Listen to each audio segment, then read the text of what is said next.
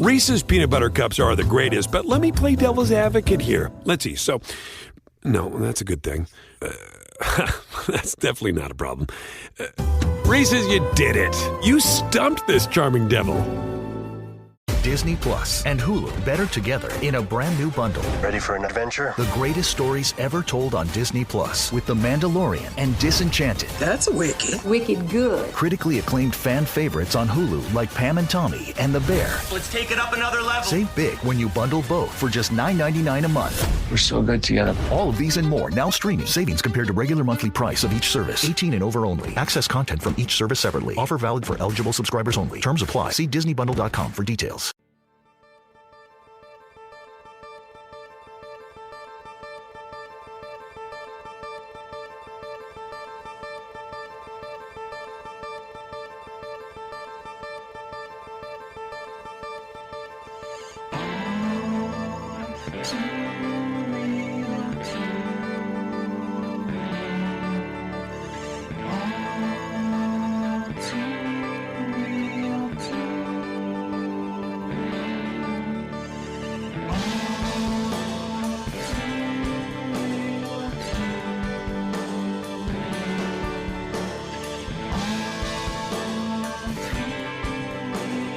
Okay, everybody, welcome to the latest episode of All Too Real 2.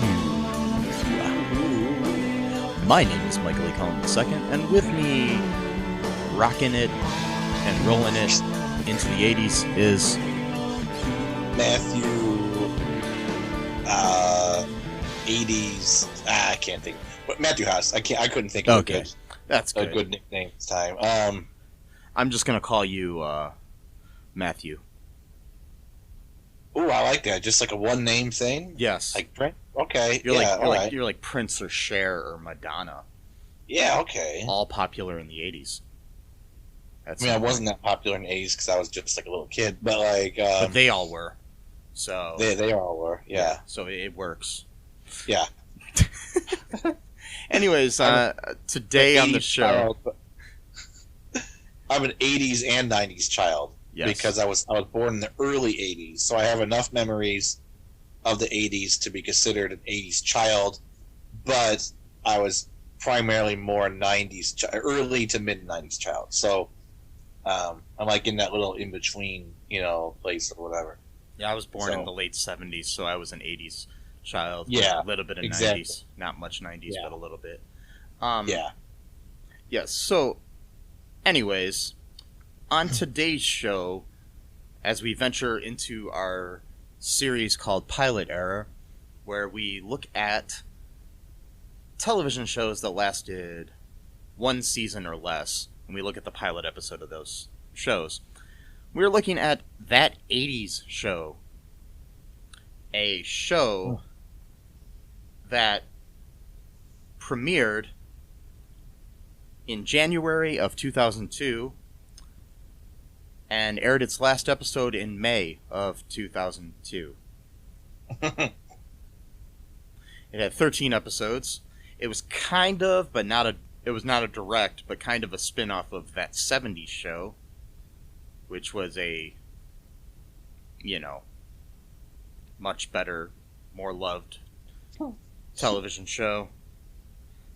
Maybe it was not a hit. Maybe not so much right now with the Danny Masterson of it all, but right. That's okay. He was still good on the show. I can't deny that. Right. So, this was obviously a period sitcom that took place in the 1980s. This wasn't like the 1880s. Because that would have been a completely different show. Right. And maybe better. Yeah. The show was created by Mark Brazil, who is a Facebook friend of mine. Hi, Mark. And Terry Turner and Linda Wallum. Mark and Terry both were two of the co-creators of That 70s Show. It starred in his first television performance, Glenn Howerton as Corey Howard, a struggling musician who lives at home with his sister and his father, and works at a place called Permanent Record. a record store. It also has Tinsley Grimes as Katie Howard, his sister. Chyler Leigh as June Tuesday, a punk rock chick. Eddie Shin as a yuppie guy who's like in love with Ronald Reagan. Brittany Daniel as Corey's bisexual ex-girlfriend who has an unrequited crush on Corey's sister Katie. Stand-up comic Margaret Smith as Margaret, an ex-hippie rock groupie and owner of Permanent Record. And Geoff Pierson as R.T. Howard, Corey and Katie's divorced father. Yep. That is your cast, folks. Mm-hmm. And so what happened in this pilot here, Matt? Well, gotta clear my throat because I got a lot to say. What happened is the show really wants you to understand that it takes place in the 80s. Like, it's very, like, paramount that, like, it's in the 80s. Like, you get it? Like, at a dance club, two Wall Street guys are like, oh, is my nose bleeding? Because you get it? Cocaine, 80s, Wall Street.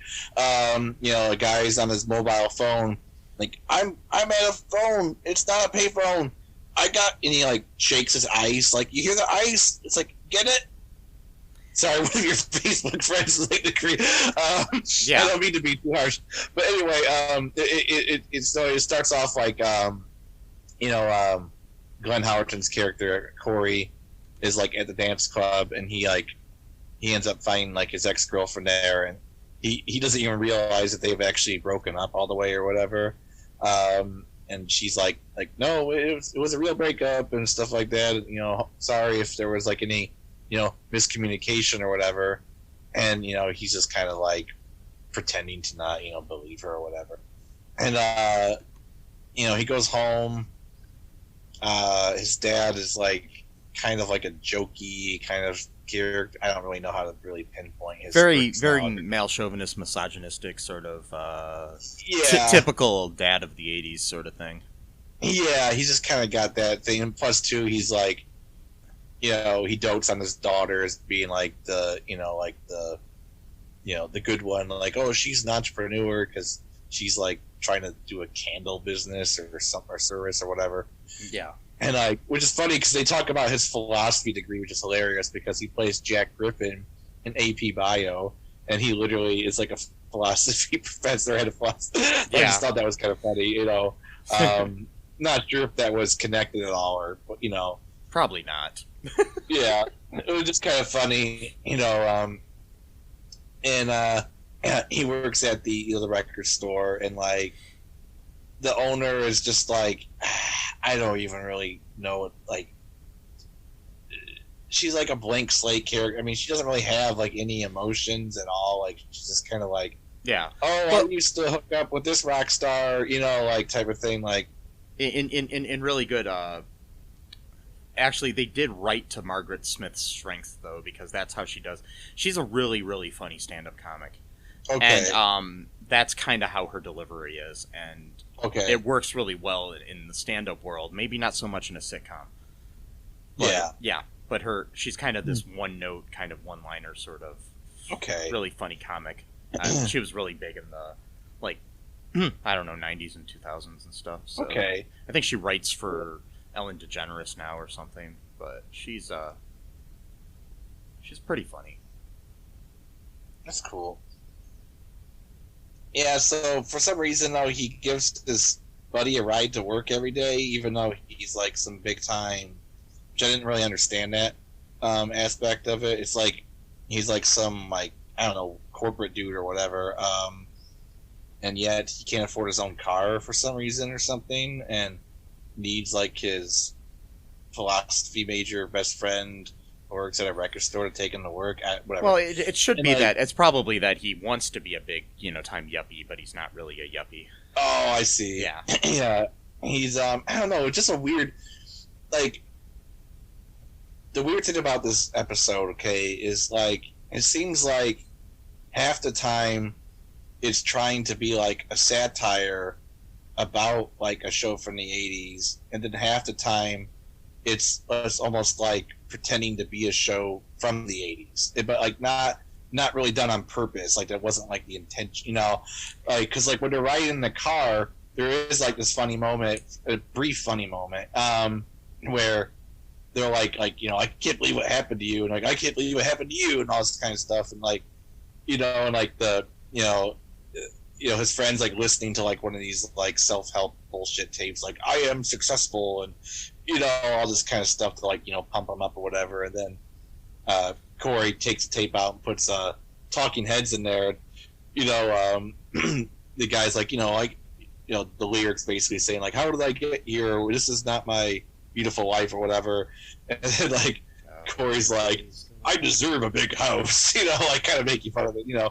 I deserve a beautiful wife, you know. So it's like, it's kind of funny. He's razzing him a little bit, and all of a sudden it gets into like just such a cheesy. I'm like, oh, okay, so that brief moment was taken away now with, you know, this thing, and I don't know, man. Just not a lot really happened in this episode, really. So basically, then, you know, Corey gets to work. He goes there, and while he's there, he is upset because, you know, he just got broken up with, and I did like the delivery of Margaret, where he says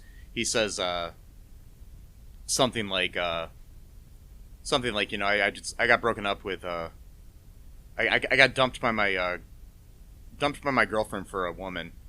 And she's like, it happens. just the way she said it, it was pretty funny. Yeah.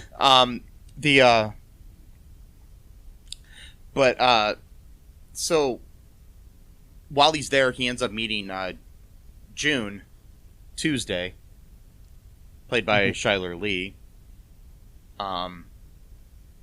which is really weird to see. I just want to point this out because if you're a fan of her on Grey's Anatomy, or which she was on for a little bit, or especially Supergirl, which I'm a big fan of, and I know you are, Matt. She, you can't even believe that's the same actress, really. I can't. No. Kind of shows her strengths, that she's versatile as an actress. She's this punk rock chick with like really spiky hair. They have their little tete-a-tete, their meet cute, their you know, their little like, you know, oh, I'm a punk, you can't deal with it, and oh, I'm a guy with a haircut from the Blue Lagoon, you know, another 80s reference. Right. Yeah. Yeah. And then it's like you know, you probably used to listen to the Bay City Rollers, and then he leaves, and she's just like, I did like the Bay City Rollers. God. Yeah. I know. Plus, too, I did like that line, though, when she came in for the first time. He's like, oh, look, there's Punk Rock Brewster over there. Yeah. I thought that was good. I like that line. Yeah. I thought it was Rooster. You said Brewster?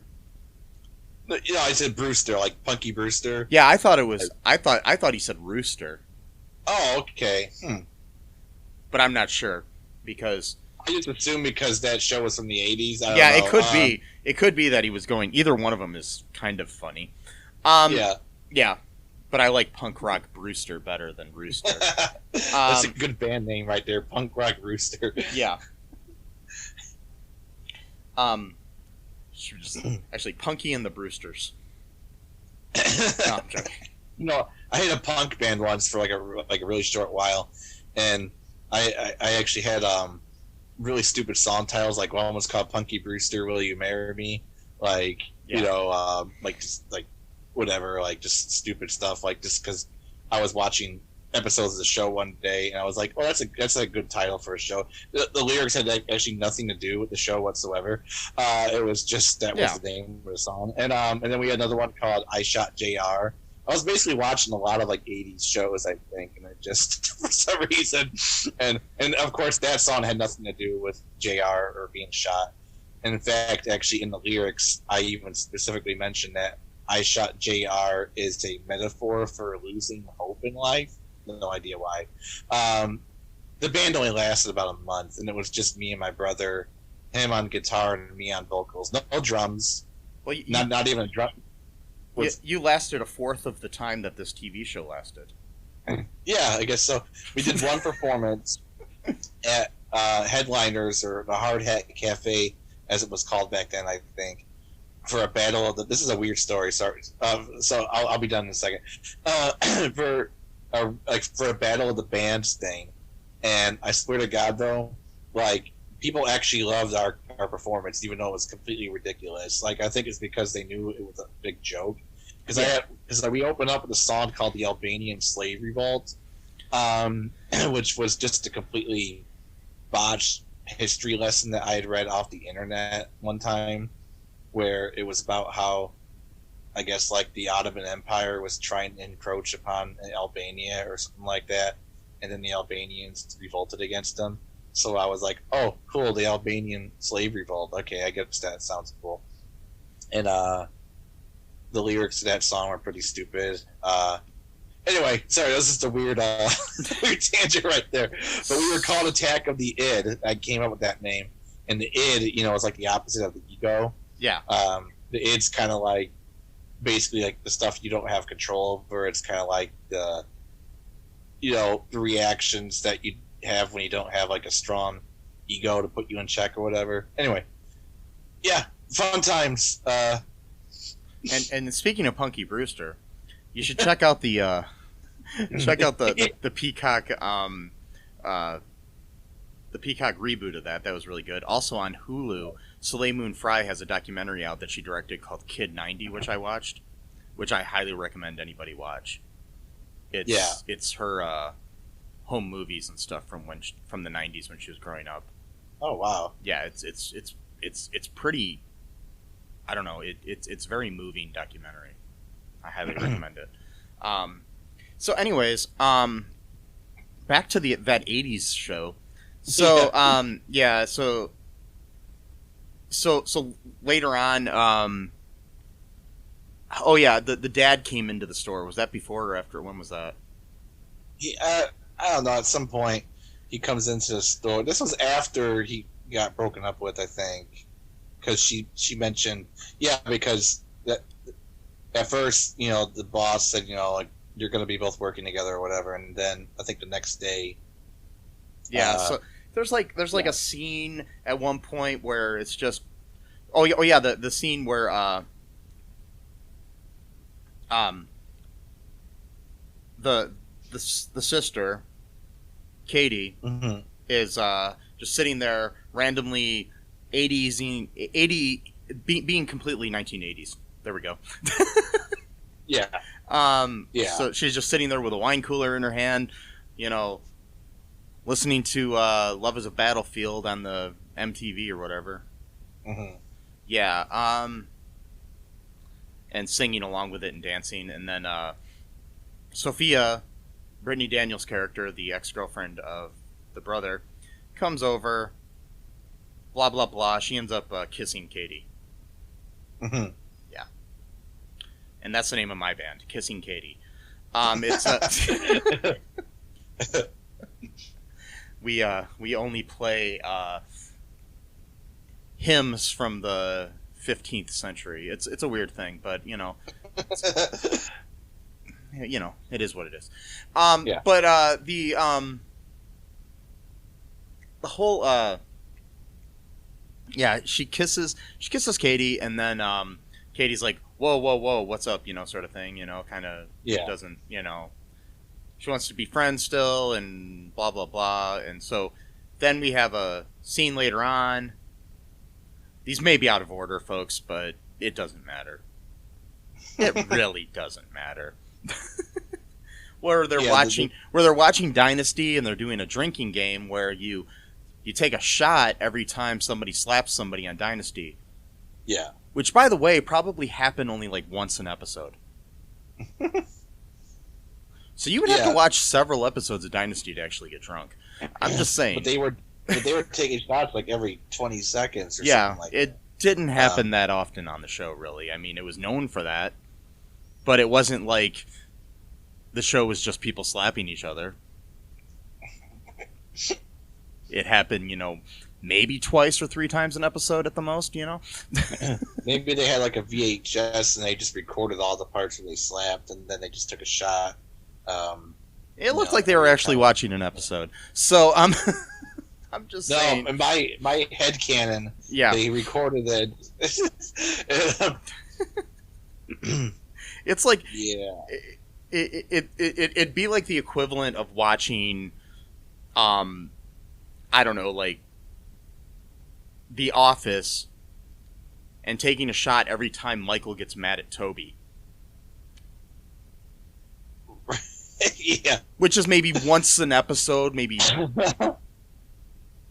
I'm just saying, Mm-hmm. It's just kind of stupid. But so they've got this stupid game they're drinking and everything, and then she lets Corey know that Sophia kissed her. And yep. Do you want to take a break, Matt? Sure. Because my head hurts. We'll take a wine cooler break, or maybe that will be one of the commercials. Who knows? Yes. Yes. Maybe Bartles and James are going to sponsor us. Remember Bartles and James? No, actually. It was a wine cooler company, and these 2 old dudes were in the commercials, and they were sitting on a porch and just talking about Bartles and James. Anyways. Oh, jeez, I think I vaguely remember that. Is that the one that had, like, the foil that you had to unwrap to drink it? I don't know, because I was a child at the time, and... Well, no, me too. But, yeah, I was drinking wine coolers as, like, a 4-year-old. Anyways, we're going to be right back, folks. Bye.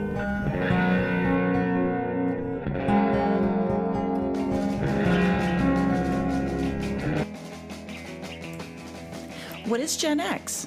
What is the silent generation? What do generations have in common? Hi, I'm Trish the Dish from the Gen X Voice podcast, and I invite you to listen to conversations I have with folks from different generations, backgrounds, beliefs, and experiences in an attempt to see what connects rather than divides us.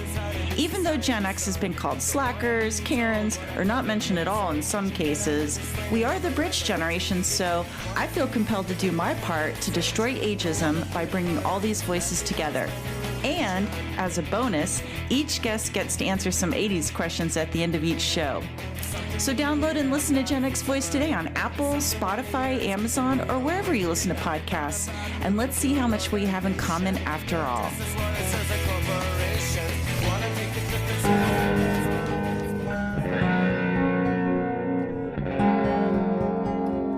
And thank you for your support. That's what Bartles and James used to say at the end of their ads. Do they? Yep. Oh. That's all. Wow. That's all, folks. Okay, anyways, we're back. I had to look that up on break. So this show, Mm-hmm. we've learned that love is a battlefield. Yes. And that,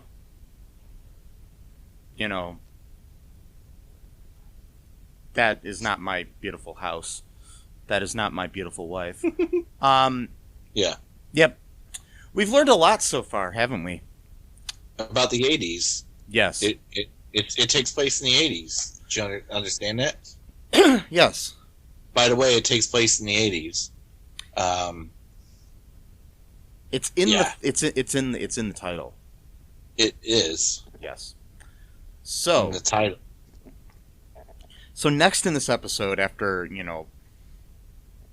they find out that Sophia kissed Katie, at some point, Corey decides to go work for his dad. Oh, yes. In something shoehorned into this episode that could have been a whole episode itself. Mm-hmm. Just want to point that out. Yeah. No That could've major been a offense good to the writing, but it was like they were trying to fit too much into this episode, but not enough at the same time. Right, a pilot. So they're trying to make sure they can fit everything in, as to make sure that it got picked up by the network, probably. But usually, the quote unquote artsy guy going to work for his dad thing is usually a whole episode. Yeah, exactly. Yeah, but he goes there. His dad's like an ad executive or something, and he's trying to come up with ideas, and he can't come up with any. The end. That's it. Yeah. Literally, like there was an interesting moment there that it was very classic Glenn Howerton, but before he really like perfected his craft, his Dennis Miller / not Dennis Jack Miller, Griffin. Dennis Reynolds. Yeah, sorry, Dennis Miller. Yeah, no, totally different character or act. Well, character, I guess you'd call it. Anyway, because I think he's full of shit. Anyway, he's like, he's basically trying to come up with a slogan for like a weed whacker or something like that, and his dad comes in. And he's like, "How you doing, son?" He's like taking a nap, and he's like, "I got nothing," or whatever. But it was like before he was able to sort of perfect that kind of. It's very Dennis Reynolds or Jack Griffin. Yeah. His character on AP Bio. It was interesting. It did have very Glenn Howerton. Mm-hmm. And Glenn Howerton is just funny. I mean, this show has a good cast. It does. The writing isn't totally horrible, but it's too reliant on the 80s. Yeah. That's the problem. But anyways, So he can't do that, so he comes back to work at the store. There were some other scenes. They're pointless. And I mean, what else happened? I mean, I'm trying to think. There's a scene where they're at the dance club, and Sophia hugs Katie in kind of a sensual way. That's about it that happens there. Yeah, she apologizes for, like, I guess, hitting on her or something like that, or whatever. And what was Corey's friend's name? Roger. Yeah. Roger. Okay, I was thinking Eddie, but that's his real name, right? Yeah, Eddie Shin is his real name. Yeah. Okay, so that's actually the actor's name. Yeah, so Roger, he says something like, "Oh, I go both ways too." By the way, too, like their depiction of bisexuality in this show is very 80s, if that was intentional or not, because it's just very like because there was a line earlier in the episode where he said where Glenn Howerton's character said she's like a vegan that likes turkey every once in a while. Right, and it's like. That's very oversimplification. Because very interesting. I don't want to go on too much of a tangent here, but there's very interesting debate right now between people who use the phrase pansexuality and bisexuality, and a lot of the people who use the word pansexuality, they believe that bisexual doesn't cover enough ground, I guess, but a lot of people from like the early 90s who are bisexual basically say, well, pretty much bisexuality at that time pretty much means the same thing what you call pansexuality. So it's kind of like a wash. Like you use your term, we use our term, pretty much means the same thing. So it's interesting to kind of see, like, it's a weird tangent, I know. See how words evolve and change and stuff like that, but at the same time, the old words might actually have same meaning. And then how people get so pissed off when words change or things change in the world, or you can't be more accepting or progressive or open to more things. It's just like so stupid because it is what it is. The world sucks. But anyways, he goes back to work. He comes outside to take out the trash. And Tuesday is out there with her hair down. Yep. and they have their little. He says, "Get off the owner's Harley," because she's sitting up against a Harley. Right. And she's got her hair down, and he's basically trying to imply that, oh, you know, you got to admit that you took your hair down because of something I said. Right. Because women never think for themselves, by the way. Anyways, yeah, well, that's very 80s. Yeah. And plus, too, that could have been an arc that went at least, 6 or 10 episodes, not just one episode of, like, you know what I mean? Like, Well, I did. I mean, I don't remember most of it, but I did watch every episode of this show when it was on. Yeah. Okay. Well, Sadly. that's all right. Yeah, I know. Yeah. It, just because it was, like, there was, this was before I had, like, there was no Netflix and shit, So, Right, it yeah. was like, we didn't have the options to watch whatever we want whenever we want. Right. Like you taped everything. Yeah. Took out your VHS tapes or DVDs or whatever. And So I watched most of the episodes, I should say, probably not all of them, but they kind of went into a whole thing where there was a will they, won't they sort of thing with June and Corey, and they kind of did start dating each other in the whole second half of the series, the last, 6 episodes. We're kind of about, their relationship in a way. They were kind of the Eric Foreman and Donna Pinciotti of this show, Donna. Yeah. There you go. Yeah. Donna, yeah. Donna Pinciotti. Kind of. I mean, Yeah. Eric and Donna were kind of more similar to each other. In Yeah, but personality. I'm just saying they were kind of the central couple of the show. Yeah. Yeah. So, which is hard to, really gauge on 13 episodes. Right. Did you want to take another break here, Matt, and then we can come back? And now that we've kind of basically, oh yeah, I got to figure out I got to kind of explain how this ended. They have their little fight, flirting, and he says something about getting coffee, and she's like, I was already going to get coffee. Right. Yeah. It's like if Exactly. you want to follow me, you can, Right. Yeah. And so that's basically how the show ends. Yep. Except for there's like a little after credits thing where Katie and Corey are singing at the piano for some reason. God. Singing some Carpenter song or something, and Some stupid song. yeah, And the dad's like, how much do I gotta pay you to stop? And then they start singing worse, yeah, stuff like that, Yeah, it was kind of like, almost kind of like remind me of All in the Family a little bit. the like, way it was with shot was kind of very All in the Family, sitting at a Yeah. piano, Yeah, exactly. So, do you want to take a break now, Matt? Yeah, sure. Yeah, we'll come Let's back do it. and we'll talk some trivia and some reviews of this glorious show. Yeah.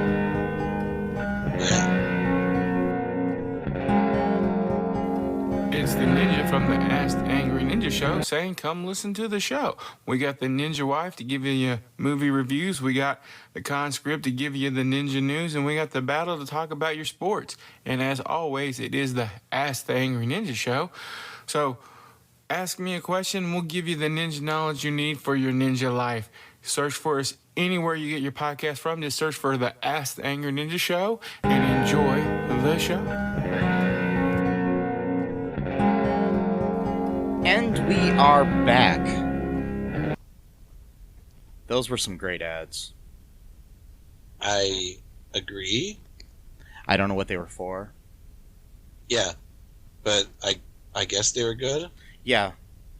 Hopefully. And thank you for your support, Yeah. as Bartles and James would say.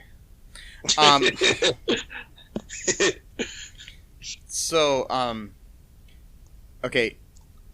Here's this website I found called Terrible TV Shows. Oh, boy. And here's what they have as Why It Sucks. I'm just gonna... Despite being a spin-off of that 70s show, it has nothing in common with that show besides the name. It was only made to cash in on the newly emerged 1980s revival that dominated the 2000s. None of the cast members of the characters from that 70s show appear in the spin-off. Bland, one-dimensional characters. All of the daring stuff that made that 70s show popular is absent in this spin-off. Cheap and forced humor that relies on 1980s references. Boring episode plots. Pointless celebrity cameos from the 80s, celebrities like Tiffany and Pat Benatar. Similar to Henry Danger and many modern sitcoms, this show overuses the laugh track as if the audience was high on cocaine. Yeah, redeeming qualities. A good selection of 1980s music, such as Killing Joke's 80s as the main theme. And then the second thing that they have is, there are a handful of funny jokes. Yep. Here's some trivia. The show was Glenn Howerton's acting debut. Oh, wow. Corey Howard, Glenn Howerton's character, is supposedly the cousin of Eric Foreman from that 70s show, which is never brought up in the series itself. What? Wow. Yeah. Which is funny because the night before this show premiered, Brittany Daniel, who plays Sophia, played Eric's cousin in an episode of that 70s show. Wow. So, but she wasn't his cousin in this show. From what side of the family would that be? His dad? I don't know. I don't know if they ever said. I just remember it was like the name of the show was like Eric's hot cousin. Yeah. Interesting. It was like this point where Eric even had a crush on his cousin, sort of storyline. It was weird. Huh. I guess later on in the show, Charlie Day appeared. Oh, wow. Yeah. So 3 of the show's actors, Glenn Howerton, Charlie Day, and Brittany Daniel, would go on to star in the well-received adult sitcom It's Always Sunny in Philadelphia as Dennis Reynolds, Charlie Kelly, and Carmen the transsexual. Wow. Yeah. Interesting. Yep. Yeah, I forgot that Brittany was in that. She played the Carmen. Okay. Yeah. So there's some trivia here.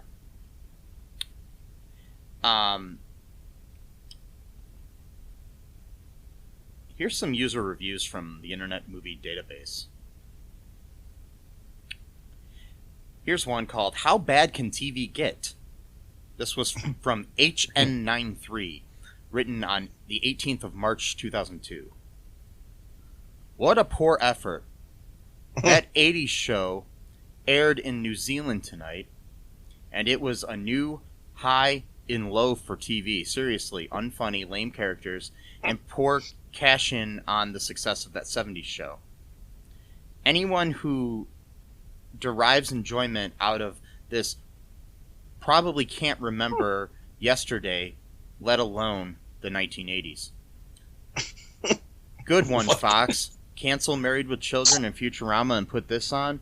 Quality program. Nah, who needs that? Wait, when did they cancel Married with Children? It went off the air shortly before that, and honestly, oh wow, and honestly, Married with Children ended on its own terms. It was never canceled. Okay, so that's but they did cancel Futurama, and then it was brought back later on. On Comedy Central. Right, yeah. Interesting. Okay, here's one called Too Bad. This was written on March 19th, 2003, from Darth Bill. It really wasn't all that different from that 70s show. Just about every joke was thrown in. Some funny, some not. I admit I only tuned in to see the adorable Tinsley Grimes. I think this show could have become something better than it was if it had been given more of a chance. And also, if the writers had taken it more slowly with things like the love-hate relationship between Corey and Tuesday. I think another problem with the show was the lead character of Corey himself. The writers weren't sure what to do with him. He was supposed to be a nice guy. He was supposed to be a jerk. They hadn't figured him out yet. But that's why you have to give a show like this time so you can flesh out your characters and figure out who they really are. Yeah. Okay. And she was adorable, by the way. Yeah. I liked her. She had like a recurring role on Smart Guy. The show about the kid who was smart.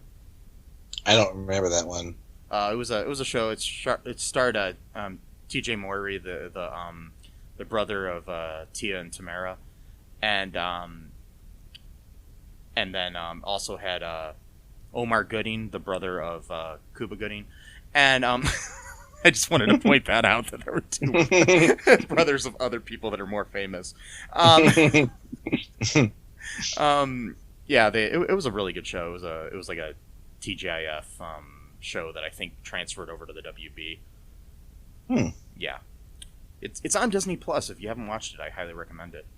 Cool. The pilot episode is shot on the sets of Boy Meets World. Okay. And then they get their own set in the second episode. So, just letting you know that.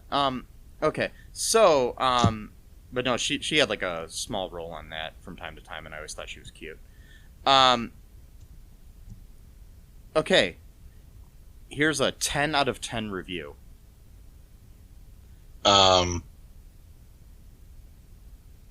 Yeah. This was written on April 21st of 2017 by Alan Vietz. I'm sorry, but I love this show. I loved it when it first aired. I just watched every episode again, and I love it still. It's not just funny, it's witty. Eddie Shin and Tinsley Grimes are laugh-out-loud funny. Glenn Howerton and Chyler Leigh are adorable as the will-they-won't-they couple. And Brittany Daniels, Margaret Smith, and Geoff Pierson are great filling out the cast. Yes, this makes fun of the 80s. I lived through the 80s. There was a lot to make fun of. If you can watch this series without a smile on your face, then you don't want to be happy. Okay. Yeah. The thing is, like, being corny and stuff like that, that's fine. But, like, the show was, there's a way to do it. It was like, too you know reliant, what I mean? Like, too reliant on the 80s is what the problem was. It's like, because that 70s show took place in the 70s. It's like there are good shows that take place in the 70s or the 80s or whatever decade they're supposed to be. They take like the Wonder Years took place in the 60s. Yes. But it didn't rely on the fact that it took place in the 60s for its heart and humor. Yeah, exactly too. And it's like there's a way to you can still drop references into the era you're in, but like that shouldn't be like the butt of the joke. Or so, for example, like I know in one of the episodes of that 70s show, they were trying to get like tickets to go to Led Zeppelin or something like that. But like the joke wasn't like Led Zeppelin, get it? 70s? Like, you know what I mean? Like, yeah, you could have written that in modern days, and they could have been trying to get tickets to Taylor Swift. You know what I mean? It's like it doesn't have to be what whatever it is. I mean, and it's like like Freaks and Geeks took place in the 80s. Yeah. But that wasn't the point of the show. No, and that show is still relevant to this day. Yeah. I mean, like, you can watch that show. You can watch that show and be born, 10 years ago and still enjoy it. Maybe not 10 years ago, but 20 years ago. Well, maybe not 10. Yeah. So like you probably should. Yeah. If you're 10 and you're watching Freaks and Geeks, I don't know. There might be something wrong with you. I'm not sure. It's kind of like the point of of sitcoms a lot. Like the point of The Office isn't the fact that it takes place in an office. Yeah, it's about the characters. It's not about the time period or the setting, and that's what makes you like a show. It's not oh, we're funny because we're in an office, or oh, we're funny because it's the 70s, or oh, we're funny because it's the 80s, or oh, it's funny because it's the 60s. No, it's because of, when it took place. I mean, what? It's not because of when it took place. It's because of the characters and the plots Right. that could happen anywhere or anytime almost, you know? Yeah. That's the problem with this show. So, would you recommend anyone watch this show, Matt? Maybe as, I don't know, if you're just like messing around, you just want to watch something that's kind of funny, like if like, I don't know, like if you like you're not really paying attention to it, or like if you just want to like say, you know, like show someone like, hey, you know, this is a show that came out like in the early 2000s, and it, you know, only had one short season, you know, maybe. Do you think the show could have lasted if it was like maybe developed better? I mean, I only watched the pilot episode, so I don't know, but like based off of that, I think that if they didn't make, for one thing, the set was also very limited. I mean, like most of the scenes only took place on like the club, and like, well, I guess technically the same thing happened in that 70s show. They spent a lot of time in the basement, but like, I don't know. I mean, if they developed, if they developed the characters more and they did more, I don't know, just more cinematography, just, you know, take some more risks. I mean, like, you know, the very first pilot episode of that 70s show, you know, Eric gets drunk or whatever, and it actually makes like the room like spinning, you know, when he's trying to talk to his parents or whatever. Yeah. You know, like that was pretty cool. You know, like, you know, if it took some more risks, I think, doing stuff like that, not just trying to make like a straight sitcom, which I think is maybe what they were trying to do with that show. Like, get it? It takes place in the 80s, but we're also going to make it look kind of like an 80s show at the same time, sort of, but not all the way.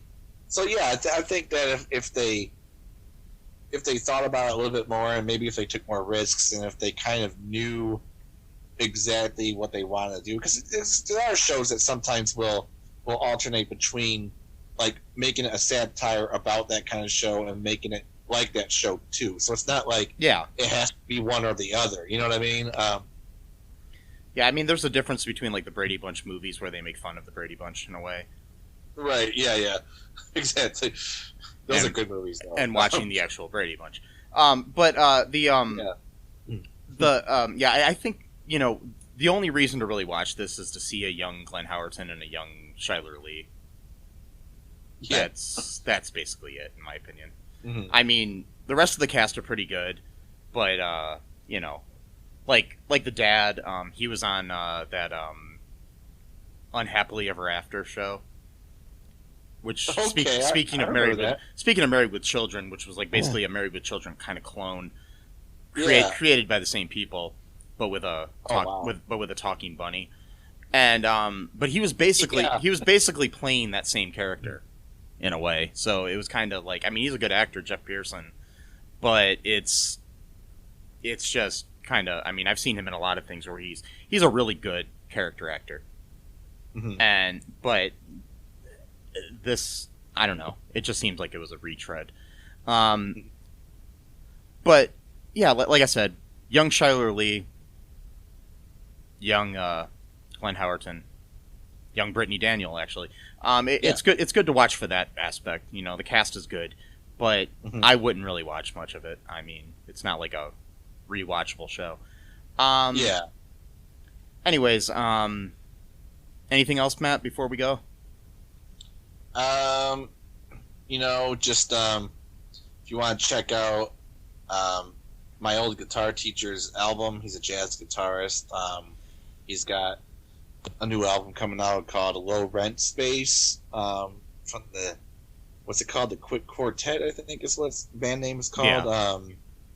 Jason Quick is his name. Yeah, Jason Quick, really, really good guitar, good jazz guitar.